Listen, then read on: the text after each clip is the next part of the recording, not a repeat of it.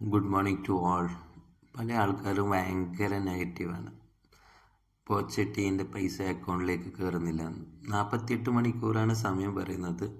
ഞാനിപ്പം അത് ലൈവായിട്ട് ഞങ്ങൾക്ക് കാണിച്ചു തരാം. അക്കൗണ്ടിലേക്ക് വന്നത് ഇപ്പോൾ എൻ്റെ അക്കൗണ്ട് എടുത്തു. മിനിയാത്ത വീഡിയോ കണ്ടവർക്ക് മനസ്സിലാകും.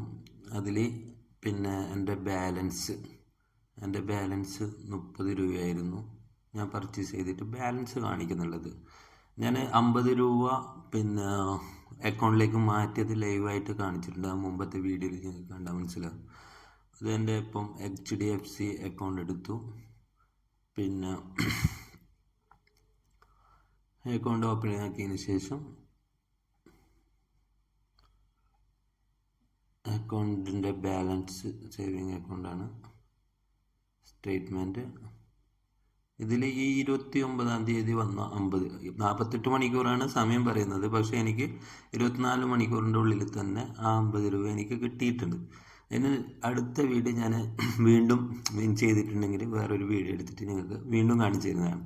ഓക്കെ, അപ്പം മറന്നേക്കണ്ട, വെറുതെ നെഗറ്റീവ് അടിച്ച് കൊളാക്കണ്ട. അറിയുന്നില്ലെങ്കിൽ എൻ്റെ പഴയ വീഡിയോ എല്ലാം നോക്കിയിട്ട് അതേമാതിരി ചെയ്താൽ മതി. നിങ്ങൾക്ക് എന്തായാലും നിങ്ങളെ ക്യാഷ് ബാക്ക് കിട്ടും.